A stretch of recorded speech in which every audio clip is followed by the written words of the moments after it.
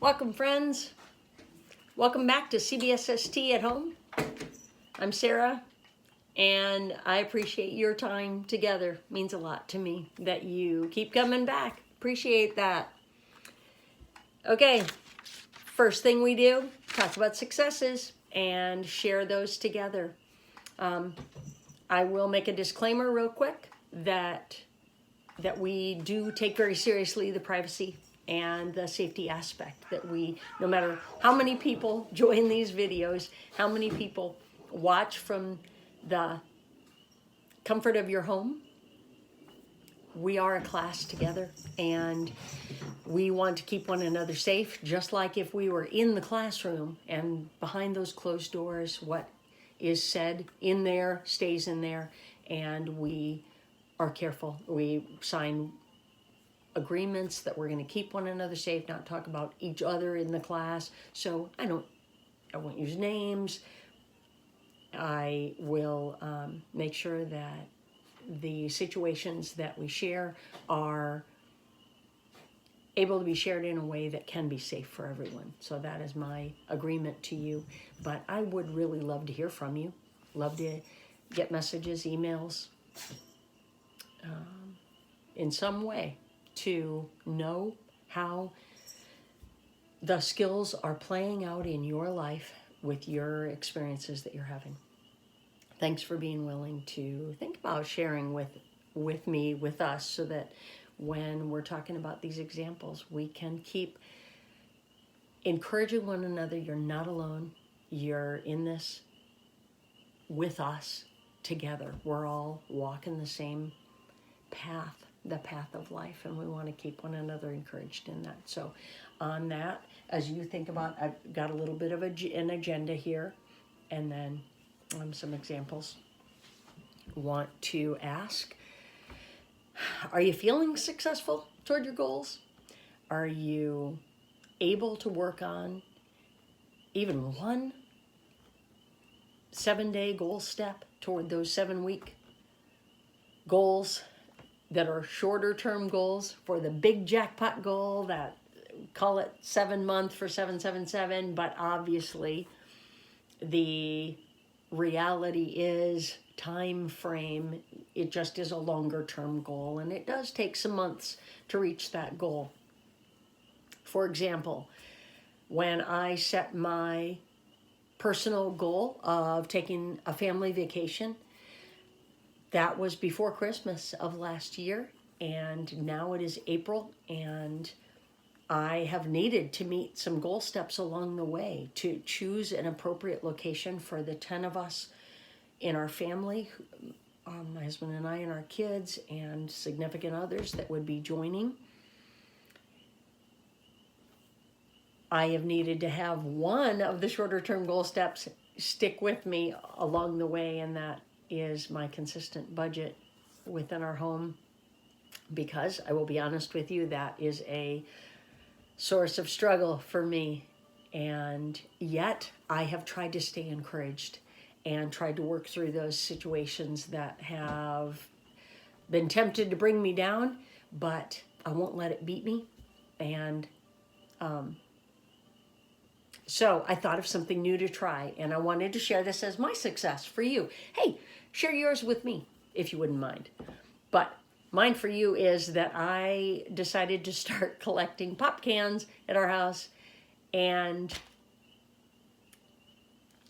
that way, after this whole virus thing is done and I can go back to the location where we take cans, maybe I'll have a few extra dollars to throw in the jar toward doing something fun on the vacation that we take.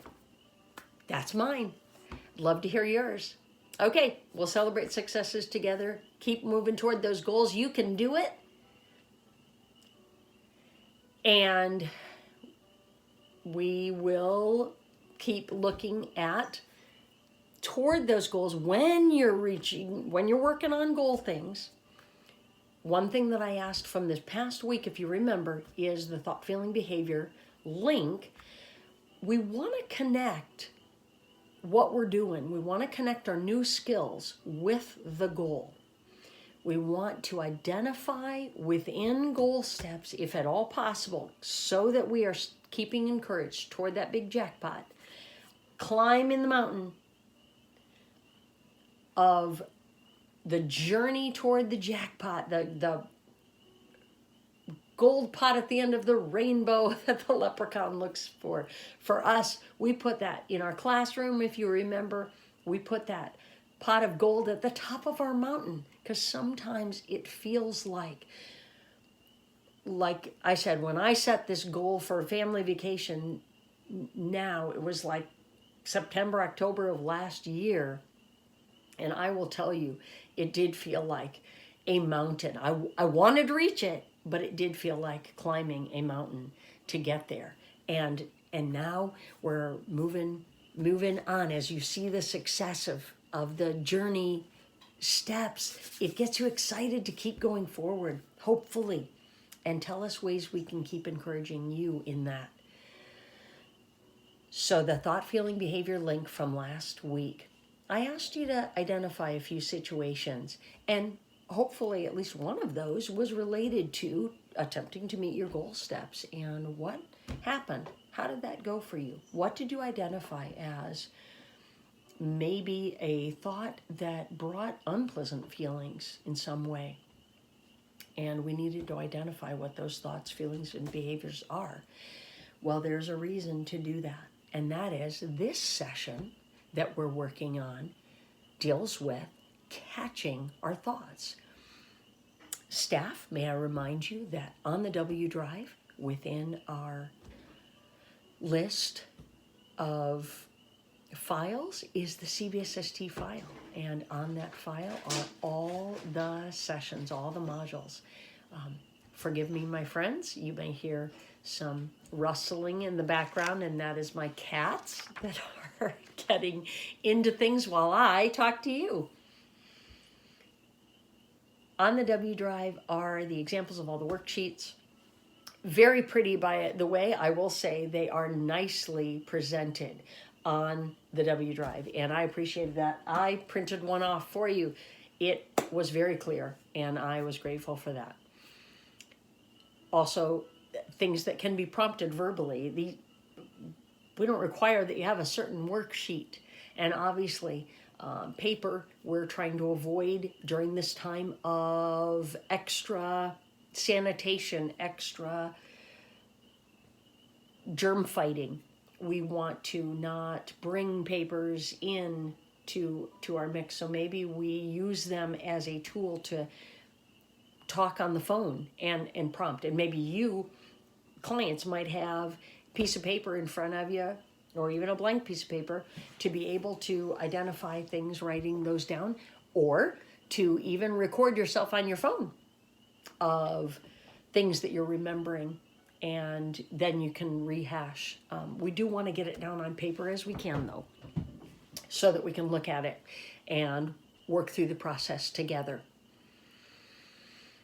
As you identify thought, feeling, behavior, and the way that they are connected, and hopefully you saw that as you looked into that. Hopefully as skills coach client teams, you guys can talk through the effects that those situations have on you and the reality. So now we want to deal with catching thoughts that we need to catch.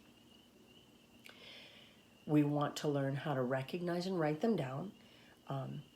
And I'm looking at the paperwork that we would pass around in class that identifies what's catch it, check it, change it. What are the 3 C's? What is the the unhelpful or inaccurate thoughts? And as we go forward, as you see, I put an example of a window up there, and we'll talk about that next week. But the first C, the catch it, unhelpful or inaccurate thoughts that might stop us toward moving toward our goal, might distract us for a while, that we need to work through so we can get past what's unhelpful and unpleasant to keep us moving forward. Something that I can change to think about and keep myself thinking about those thoughts that will help me. Check it. Is the thought accurate? Is it inaccurate? Is it helpful? Is it unhelpful? That second C helps me decide if it's inaccurate, if it's unhelpful. Hey, stop. I need to not keep thinking that thought. And then the last, to change mistakes in thinking into accurate, helpful thoughts, to change an unhelpful thought into something more helpful for me to think through. And as you guys are sharing examples with me and I'm sharing examples with you, we can work through that together. The 3 C's help us to change those unhelpful thoughts into ones that we're willing to, that can help us stay motivated, stay encouraged toward reaching our goal steps. Okay, what's an unhelpful thought? Well, made a jar and took some of the examples that were given to me within our curriculum. Wanted to show you that my jar that I made. These aren't ones I want to hang on to. See the dirt around it? That's kind of the sticking in the mud. I don't want to stay in the mud. I want to make beautiful flowers of helpful thoughts that smell good and keep me smiling. That's just an example. So if I reach into my jar and pull out an unhelpful thought, I am too old to change. Have I thought that thought? Yes, I have. So these are thoughts that anyone can have. Is it true? Is it helping me? For me, no. Is it true that anyone is too old to change? And you'll say this with me, of course not. If I'm willing, if I have that attitude that'll keep me going forward, I can take baby steps. I can break things down into manageable steps and make a change. So I need to not keep hanging on unhelpful thoughts. I need to catch it. In the classroom setting, as you'll remember, we throw a ball around if we were together. And when we get back together again, we'll do this activity where we catch a ball. To catch, show an example of a real catching situation where you catch that unhelpful thought that you need to not keep thinking. Because as I keep thinking, man, I'm too old to change. It's not going to happen anyway. I'm stuck in my ways. I'm caught by that, and that's not helpful to me. I need to find a way. First, I can check that, but I need to change that thought into, hey, I might be kind of set in the routine of my habit of how I react to things and how things affect me. I might respond the same way, but you know what? There is hope.